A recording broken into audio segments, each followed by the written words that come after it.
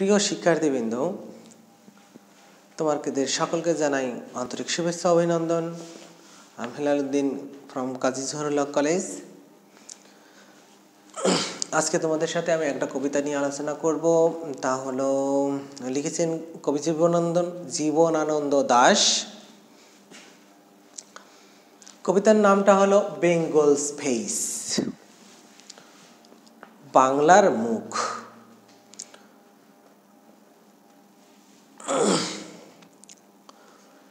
তোমরা জানো যে কবিতার থিম লিখতে হয় এবং এই থিমটাকে 50 ওয়ার্ডের মধ্যে লিখতে হয়। আর থিম লেখার জন্য প্রথমে কবিতাটাকে খুব ভালোভাবে বুঝে নিতে হয়। তাই আমি তোমাদেরকে প্রথমে কবিতাটা পড়ে ভালোভাবে অর্থ করার চেষ্টা করব। Bengal's face, because I have seen Bengal's face, I will seek no more. The world has not anything more beautiful to show me. প্রথম লাইনেই তোমাদের বোঝা যায় যে কবিতার থিম কি। আর কবিতার নাম থেকেই বোঝা যায় যে কবিতার থিম কি হতে পারে। বেঙ্গলস ফেস, বাংলার মুখ, বাংলার মুখ। তারপরে বলছে because I have seen Bengal's face I will seek no more. যেহেতু আমি বাংলার মুখ দেখিয়াছি, তাই সিক মানে খোঁজ করা, আমি আর খোঁজ করব না। The world has not anything, পৃথিবীর আর নাই এমন কিছু মোর বিউটিফুল, বেশি সুন্দর, টু শো মি, আমাকে দেখানোর মতো। মানে পৃথিবীর আর আমাকে দেখানোর মতন বেশি সুন্দর কিছু নাই। এটা হলো এরকম যে কবি আর খুঁজবে না অন্য কিছু দেখার জন্য, আর কোনো আশা করবে না অন্য কিছু দেখার জন্য। যেমন ধরো কেউ খুব ভালো কাজ করে, মহৎ কাজ করে, অথবা সমাজসেবামূলক কাজ করে, তখন সে আশা করে যেন সে পুরস্কার পেয়ে থাকে বিভিন্ন জায়গা থেকে। মনে মনে তার একটা আক্ষেপ থাকতে পারে, ধরো আশা করতেছে, কিন্তু কেউ যদি নোবেল পুরস্কার পেয়ে যায় তখন আর সে ছোটোখাটো পুরস্কারের আশা করে না, কারণ আর নোবেল পুরস্কার ধরা হয় পৃথিবীতে সর্বোচ্চ পুরস্কার। তাই সে অন্য পুরস্কারের আশা আর করে না। কিন্তু কেউ যদি ধরো বড় বড় পুরস্কারগুলো পেয়ে থাকে, তখন সে আশা করে যেন সে একদিন নোবেল পুরস্কারটাও পায়। একইভাবে কবি জীবনানন্দ দাশ বাংলার রূপ দেখা সে ওই নোবেল পুরস্কারের মতোই সন্তুষ্ট, যে এই বাংলার রূপের মধ্যে সে সর্বোচ্চটা পেয়ে গেছে। যে কোনো মানুষের সর্বোচ্চটা যদি পেয়ে থাকে, আশার সর্বোচ্চটা যদি পেয়ে থাকে, তখন আর সে অন্যটা আশা করে না, ছোটটা আশা করে না। তাই কবি বলছে যে আমি যেহেতু বাংলার রূপ দেখেছি, সুতরাং অন্যটা আমার দরকার নেই, কারণ পৃথিবীর কাছে আর কিছু নাই দেখানোর মতো আমাকে। Waking in the darkness, gazing at the fig trees, I behold dawn's swallow roasting under huge umbrella like leaves. I look around me. বলছে ওয়েকিং ইন দ্য ডার্কনেস, অন্ধকার থাকতে থাকতে আমি জেগে উঠি। Gazing at the fig trees, আমি fig ডুমুর গাছের দিকে যখন তাকাই বা তাকিয়ে দেখি। আই বিহোল্ড, আমি দেখতে পাই। ডন's swallow রোস্টিং, ডন's swallow, ডন মানে খুব ভোর, সকাল, খুব সকাল, এটাকে ডন বলে। ডন's swallow ধরে নিতে পারো তোমার দোয়েল পাখি বা বুলবুলি পাখি, টুনটুনি পাখি, এরকম জাতীয় শোয়ালো, যাকে আরেক কথায় তোমরা জানো শোয়ালো চড়ুই পাখি। Dawn swallow roasting under huge umbrella like leaves. ছাতার মতো বড় বড় পাতার নিচে এই ডন ভোরের পাখিরা বিশ্রাম নেয় বা বসে থাকে। আই লুক অ্যারাউন্ড মি, আমি আমার চারিদিকে যখন তাকাই, অ্যান্ড ডিসকভার এ লিফি ডোম, আমি খুঁজে পাই লিফি ডোম। লিফি মানে পাতাময় একটা স্তূপ। কিসের? জাম, কাঁঠাল, বট, হিজল অ্যান্ড আশোয়াত ট্রিজ। আমি পাতাময় স্তূপ, কিসের পাতাময় স্তূপ? যে জাম, কাঁঠাল, হিজল, বট, আশোয়াত ট্রিজ। আশোয়াত এক ধরনের ট্রির নাম। অল ইন হুশ, আমরা একটু হলে বলি যে হুশ, একটু হলে, যে হুশ মানে চুপ করা। অল ইন হুশ, এই সব গাছগুলো ভোরে যেন চুপচাপ থাকে, নীরব নিস্তব্ধ থাকে। Shadowing clumps of cactus and zedoary bush. Shadowing, এই গাছগুলো ছায়া দিচ্ছে ক্যাকটাস গাছদের ক্লাম্পস গুচ্ছকে এবং জ্যাডওয়ারি বুশকে। জ্যাডওয়ারিও এক ধরনের গাছ, বুশ মানে জ্যাডওয়ারি বুশ এটা ঝোপঝাড়, ঝোপঝাড়ের গাছ জ্যাডওয়ারি বুশ। বুশ বলতে ঝোপঝাড়। When long ago চাঁদ came in his honeycombed boat, অনেক আগে চাঁদ সওদাগর এসেছিল তার হানিকম বোট, তার মধুচন্দ্রিমার বোটে করে। To a blue hijal and tamal, সে আসছে কোথায়? To a blue hijal tamal shades near the champa, চম্পার কাছে সেই ব্লু হিজল, হিজল গাছে বা তমাল গাছের কাছে।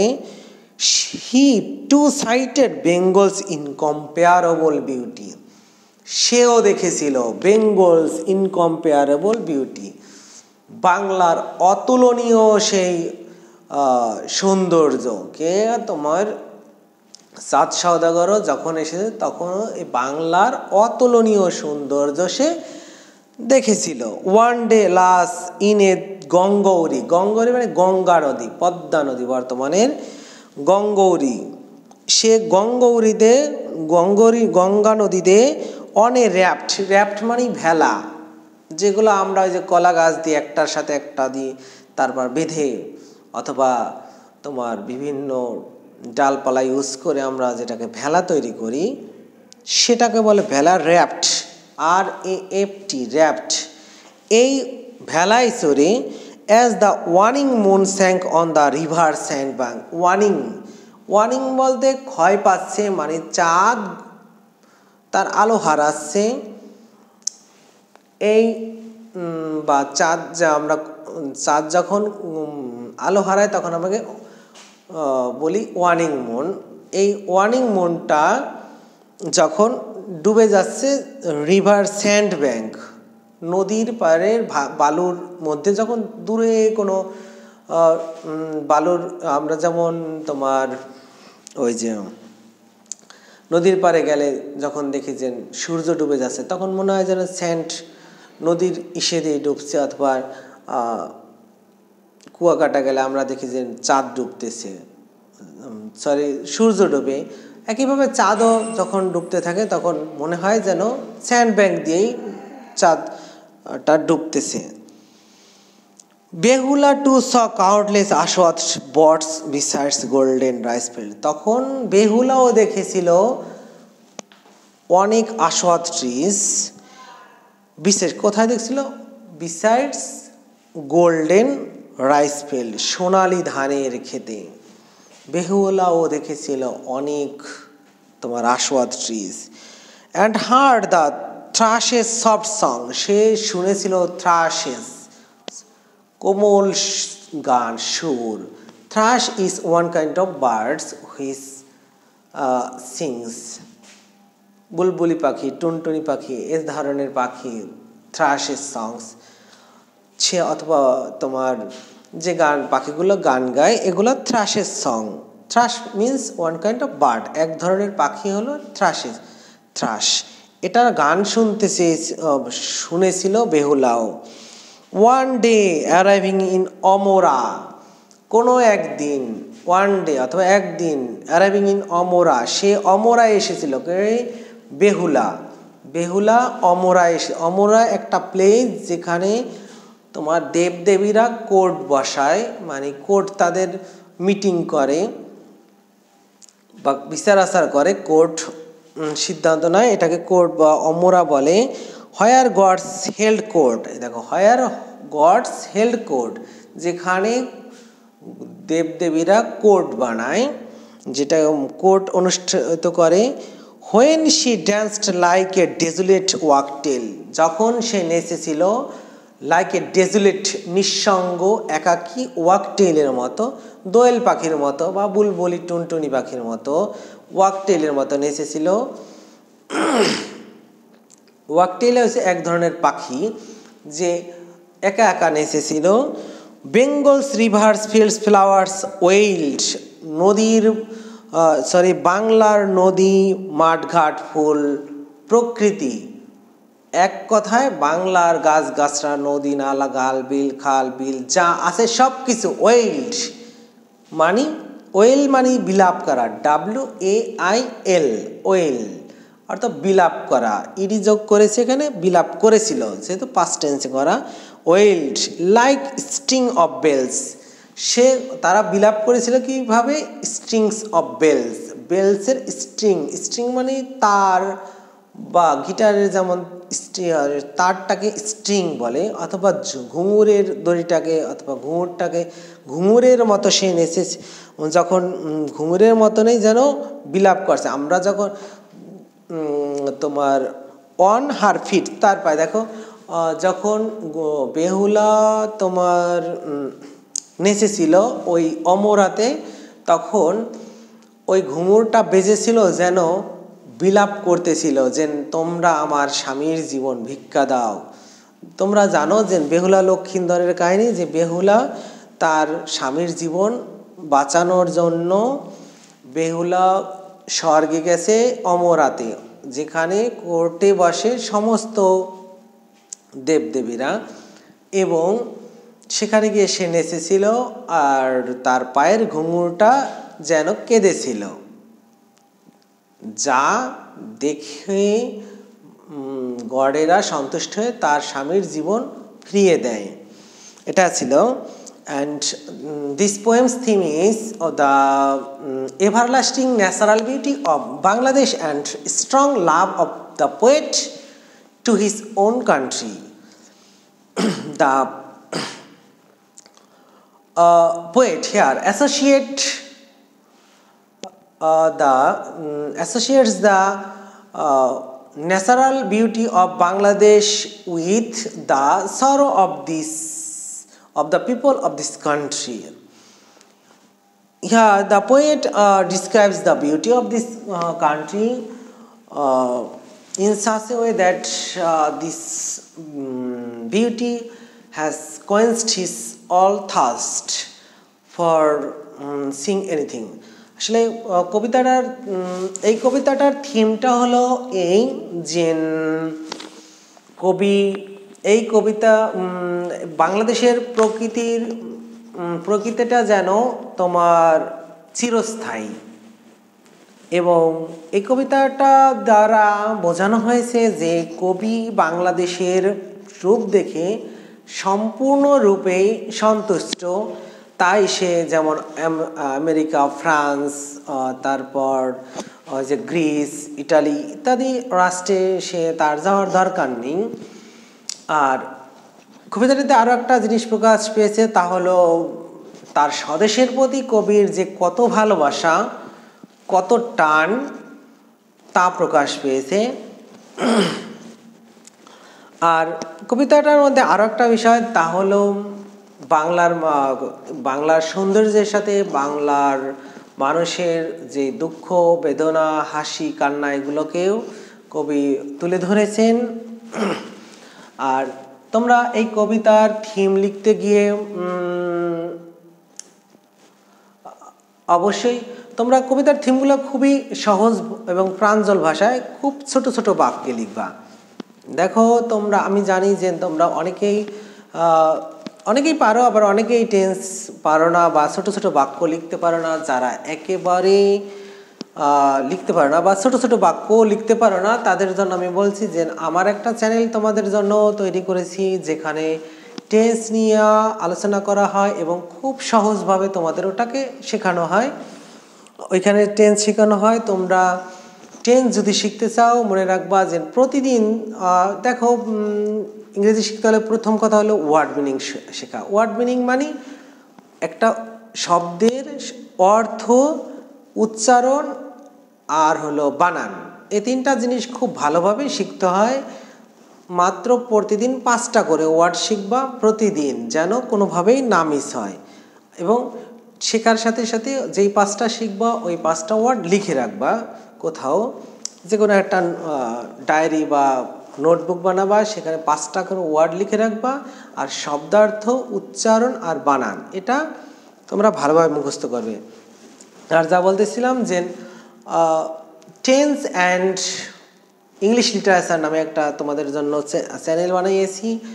এই চ্যানেলটা তোমরা যারা ছোট ছোট বাক্য সহজ ভাষায় লিখতে চাও, তারা এই চ্যানেলটা দেখবা। আর একটা কথা তা হলো, তোমরা অনেক সময় মনে করো কি যে অনেকে অনেক বড় বড় বাক্য লেখে, আর আমি ছোট ছোট সহজ ভাষায় বাক্য লেখলে হয় না। মনে রাখবা, যারা ছোট ছোট ভাষায় মানে ছোট ছোট বাক্য মানে সেন্টেন্স লিখে তারপর পরীক্ষা উপস্থাপন করো, তারা আরও বেশি মার্ক ক্যারি করো। যার একটা প্রমাণ হলো, তোমরা জানো যে বাংলা বাক্যের 3টা গুণ থাকা যায়: আকাঙ্ক্ষা, আসক্তি আর যোগ্যতা। জানো, আকাঙ্ক্ষা মানে একটা ওয়ার্ডের পর আর একটা ওয়ার্ড শোনার মানে আকাঙ্ক্ষা। আসক্তি বলতে বাক্যগুলোকে মানে ঠিকঠাকভাবে উপস্থাপন করা ওয়ার্ডগুলোকে। আর যোগ্যতা, আমি তোমাদের যা বলতে চাইছিলাম যে যোগ্যতার মধ্যে একটা হলো যে টপিক হলো যে তোমার প্রাঞ্জলতা বা সহজবোধ্যতা। দুর্বোধ্য এবং তোমার অপ্রচলিত যেই বাগধারা, এগুলো ব্যবহার করলে বাক্যতার যোগ্যতা হারায়, মানে বাক্য হয়ই না বাংলা গ্রামার অনুযায়ী। যদি তুমি দুর্বোধ্য ভাষা ব্যবহার করো, জটিল বাক্য ব্যবহার করো, তখন বাক্যই হয় না। যেমন আমি তাকে প্রবঞ্চ করেছি একটা অপ্রচলিত ওয়ার্ড বা দুর্বোধ্য ওয়ার্ড, কেউ বুঝে না, 2-4-5 জনে বুঝতে পারে, তাই এটা কোনো বাক্য হয়নি। আমি তাকে ঠকিয়েছি, এটাও একটা ভালো বাক্য। একইভাবে তোমরা যদি মনে করো যে দুর্বোধ্য বাক্য লেখে তারাই বেশি মার্ক পাবে, তেমন না। কথাটা এমন যে তোমরা সহজভাবে লিখবা, ঠিক আছে, ছোট বাক্য, ঠিক আছে। যেমন এভাবে তুমি প্রকাশ করতে পারো that in this poem the poet has written the beauty of Bangladesh, অথবা we find the natural beauty of Bangladesh in the poem. The poet is satisfied with the beauty of Bangladesh. He has seen the beauty of Bangladesh, and this natural beauty is best to the poet. এভাবে তোমরা একেবারেই সহজ ভাষায় লিখবা। বইয়ের ভাষায় যা আছে থাক, তুমি প্রথমে তোমার কবিতাটা বুঝবা, ভালোভাবে পড়ে তারপর নিজের ভাবে লিখবা। একইভাবে তোমাদের যে রাইটিং সাইড আছে, যেমন যেমন প্যারাগ্রাফ, কম্পোজিশন, এগুলো তোমরা সব কিছুই সহজভাবে লিখবা। কঠিনভাবে লেখার কোনো দরকার নেই। যত সহজ করে লিখবা নিজের মতো, তত বেশি মার্ক পাবা ইনশাল্লাহ। আশা করি তোমরা সহজভাবে লেখার জন্য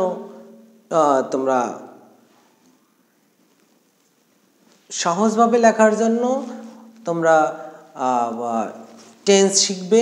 এবং মনে রাখবা টেন্স শিখতে গিয়ে তোমরা অবশ্যই বাংলাটা আগে ধরে তারপর টেন্স দেবে, মানে কোন বাক্যটা কোন টেন্সে আছে এটা বুঝতে চেষ্টা করবা, তারপরে তোমরা টেন্সের গঠন ইত্যাদি শিখবা। আশা করি তোমরা আমরা আর কথা রাখবে এবং যারা না পারো তারা টেন্স শেখার জন্য চেষ্টা করবে এবং সহজভাবে সব কিছু উপস্থাপনের জন্য চেষ্টা করবে। আল্লাহ হাফিজ।